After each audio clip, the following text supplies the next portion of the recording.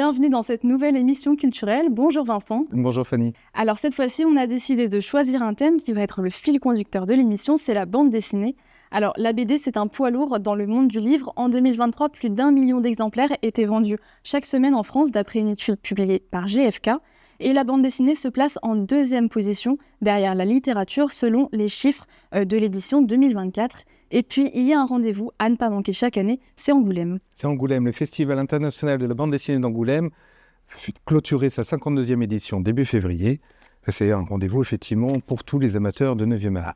Et c'est un festival que toi tu connais bien, tu y vas depuis de nombreuses années et l'année dernière tu faisais partie des 7 membres du grand jury et cette année tu y es retourné. Oui, j'y suis retourné, alors cette fois-ci en tant que professionnel, plus en tant que membre du jury, ça arrive qu'une fois, mais c'est un rendez-vous qui est indispensable, j'ai envie de dire, pour le métier, pour aussi finalement remettre en lumière les ouvrages parus l'année d'avant, récompenser, comme dans les grands festivals, il y a évidemment les prix qui vont avec, des prix qui ont un nom un petit peu particulier à Angoulême. Oui, alors on connaît Cannes où c'est la palme, à Annecy c'est le cristal et à Angoulême c'est le fauve et le fauve qui est le plus convoité c'est le fauve d'or.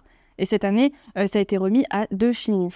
Definu, le fauve d'or du meilleur album, un prix qui vient se rajouter à celui qu'il venait d'obtenir, c'est-à-dire le grand prix de l'Association des critiques et des journalistes de bande dessinée. Donc c'est vraiment le prestige doublé pour cet ouvrage. Cet ouvrage, il est signé de Luz.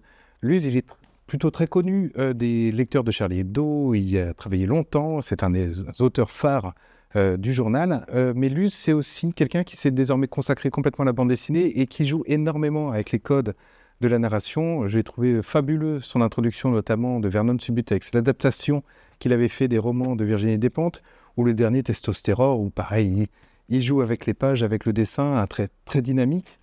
Et là, il a décidé d'aborder les choses sous un autre angle encore, un angle un petit peu étonnant, puisqu'on va nous découvrir l'histoire à travers les yeux d'un tableau. Alors c'est un tableau qui a vraiment existé, qui a été peint par Otto Müller en 1919.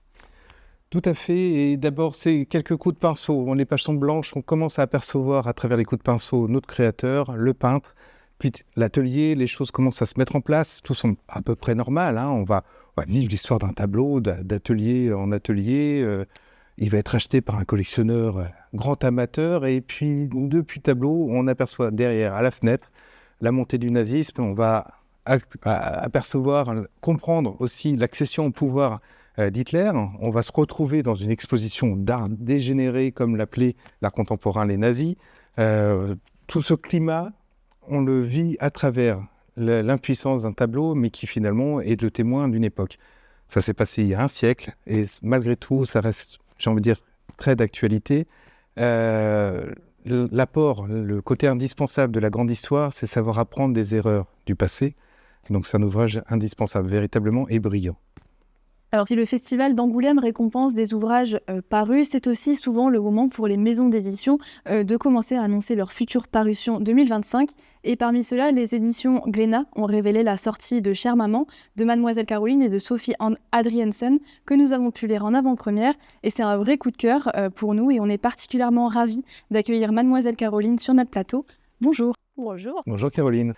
Alors, Mademoiselle Caroline, c'est pas ton premier album, loin de là. Tu as déjà une jolie carrière derrière toi. Mais c'est un album qui est avec une dimension particulière. Alors, comme régulièrement, tu réadaptes ton dessin. Il y a une identité visuelle qui est à nouveau très forte ici, à la fois très lumineuse et en même temps des vrais points de noirceur au milieu, un récit qui est un petit peu particulier. Pourquoi avoir choisi d'écrire sur un sujet un peu inattendu, c'est-à-dire la parentalité toxique? Alors, c'est pas moi qui ai fait le scénario, c'est Sophie Adriensen, et en fait, on s'est retrouvés autour de ce sujet. On se connaît depuis assez longtemps. Avant de se rencontrer en vrai, on s'écrivait, etc. Et un jour, j'ai lu un de ses romans dans lequel il y avait un personnage dans le récit qui était vraiment minime, mais c'était la mère. Et c'était une mère qu'on peut qualifier de toxique. Et à la fin de ma lecture, je lui ai envoyé un mot en lui disant « Mais en fait, il faut que tu écrives là-dessus. Il faut que tu écrives un roman sur une mère toxique. » Et donc, on s'est dit « Mais nous allons faire une BD là-dessus. » Nous sommes un peu concernés par le sujet, etc. Et en parlant, on se rend compte que, invariablement, tout le monde a quelque chose contre sa mère. Sa mère, son père, ouais. Ouais, non, je sais, il y a des gens qui sont très heureux avec leur mère, mais quand même, la plupart des gens avec qui j'en parle me disent ouais. Je suis moi-même maman, donc ça ne me réjouit pas de vous dire ça, hein. Mais voilà, et donc on s'est lancé là-dedans. On peut reconnaître un petit peu un environnement finalement en tant que lecteur. C'est ça que tu... Ah oui, sûr. Si c'est pas votre mère, c'est quelqu'un de votre entourage. Vous connaissez tous un copain toxique. Vous savez, cette personne, vous êtes avec elle, et puis en fait, quand elle s'en va, vous vous sentez mieux. Une fois qu'elle est partie. Mais lourdé par tout ce qu'elle a pu vous dire lors de l'entrevue. Et le personnage de la mère d'Alix, il est toujours noir, c'est la femme dragon. Ouais. Et moi, ce qui m'a choquée un peu quand j'ai lu la BD, c'est que vraiment, Alix, elle se prend remarque sur remarque. Et est-ce qu'on a volontairement noirci le trait, ou est-ce que c'est vraiment comme ça? Ah non, c'est vraiment comme ça. Aucune parole ne peut être gentille, comme si ça arrachait la bouche de la mère. On n'a pas du tout condensé parce que c'est une BD ou quoi, c'est comme ça que ça se passe. Et les rares fois où vous avez un compliment, il y aura la pique derrière. On va le payer. On va le payer quoi qu'il arrive. Et finalement, à qui s'adresse cette bande dessinée? Elle s'adresse aux gens qui se pensent concernés par le sujet, tous les enfants évidemment, de tous les âges, également aux gens qui ont quelqu'un de toxique dans l'entourage. Moi, j'ai eu quelqu'un de très toxique dans l'entourage, et je suis sûre qu'en lisant cette BD, je m'y retrouverai. Après, ça peut être aussi les parents qui n'ont pas de doute, parce qu'en général, ces personnes ne pensent pas être toxiques, mais en prévention peut-être, pour lire cet ouvrage, ça peut être tout simplement aussi quelqu'un qui aime lire une histoire, parce que si on n'est pas concerné par le sujet, on peut lire tout simplement une histoire d'une fille et de sa mère. Voilà. Une histoire qui est très riche, très bien amenée, 260 pages quand même pour la traiter, oui. Donc c'est un gros oui. Volume. Moi, j'ai particulièrement aimé quelque chose, c'est la temporalité. C'est premier été, premier automne, premier printemps, etc. Et deuxième, et on sent qu'effectivement, il a fallu du temps pour Alix, le personnage principal, pour faire face à la compréhension et peut-être des solutions. On est potentiellement sur un happy end, mais peut-être pas celui qu'on imagine. Non, et puis on peut le lire aussi un petit peu à sa façon. Moi, j'aime pas trop les trucs feel good. Voilà, ça me plombe, parce que en fait, ça me correspond pas. Ça correspond pas à la vie. Ça correspond pas à ce que j'aime lire.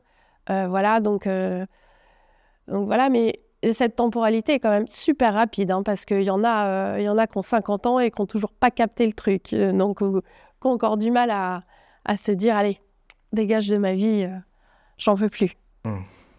Bon, on souhaite qu'Alix ait trouvé sa voie suite à ça. Ouais. Merci beaucoup, mademoiselle Caroline, d'être venue nous voir pour nous parler de ce très bel album qu'on a adoré. Merci.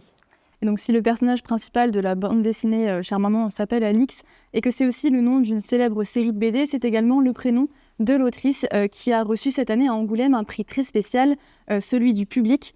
Donc le prix du public, c'est une récompense très forte, car en fait, ce sont les électeurs qui élisent chaque année l'ouvrage qu'ils ont le plus aimé lire.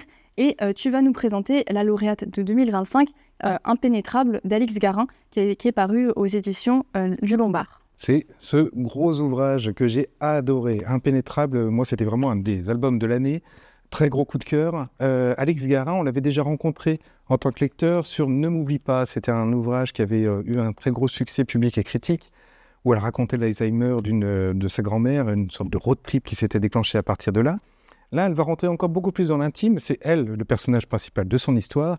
Elle va nous parler d'une grande souffrance qu'elle traverse, quelque chose qui vient vraiment bloquer sa vie. Alors, le point de départ, c'est la difficulté à réécrire suite au succès qu'elle a connu. Et puis, en fait, cette contrainte, ce qu'elle va vivre, va prendre une autre place, même à titre physique. C'est une souffrance qui est physique, mais qui est aussi psychologique, parce qu'en fait, avec le temps, elle va se rendre compte que c'est dû à du vaginisme. Oui, tout à fait. Donc, c'est quelque chose qui va prendre une énorme place, en fait, dans son couple, parce qu'elle n'ose pas en parler. Elle est sous les injonctions de notre société, où il faut, dans un couple, s'aimer et vivre les choses pleinement.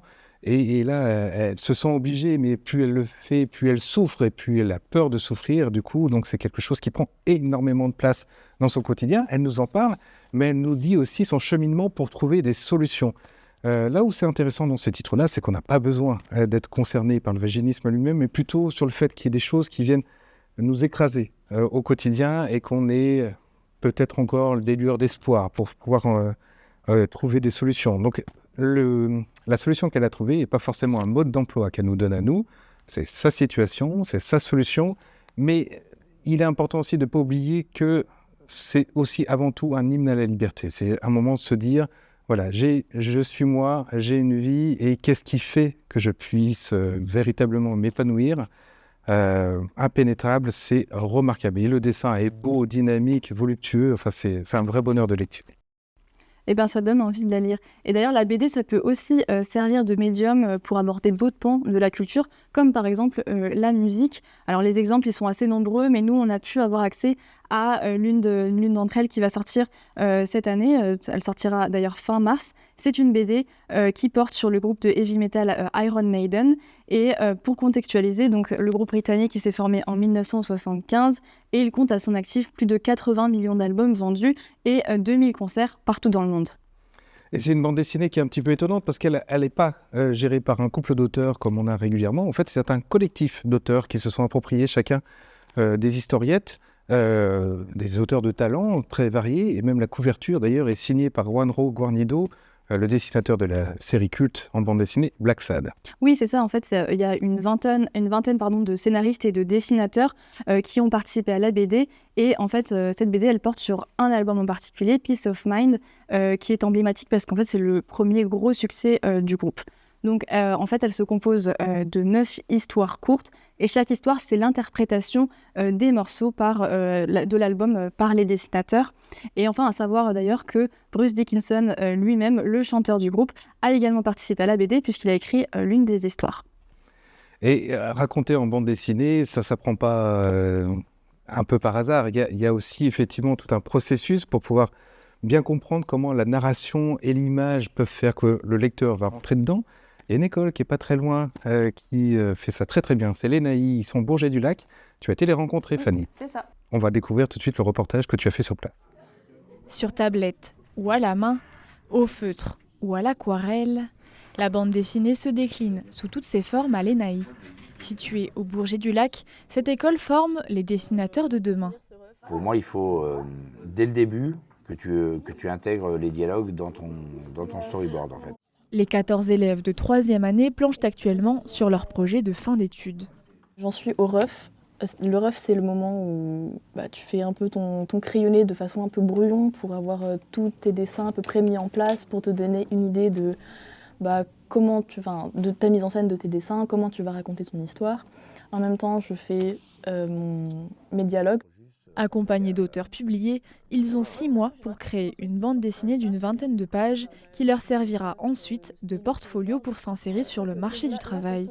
En vrai, le projet me plaît bien et du coup, j'aimerais bien démarcher des éditeurs pour potentiellement l'éditer. Ça me plairait bien. C'est ce que j'aime bien, c'est-à-dire effectivement de voir... moi aussi, j'ai fait une école de dessin il y a pas mal de temps. Après, j'ai publié 22 albums, effectivement. Et c'est toujours intéressant, en fait, à chaque nouvelle promo, effectivement, on voit tout à fait qu'il y en a quelques-uns.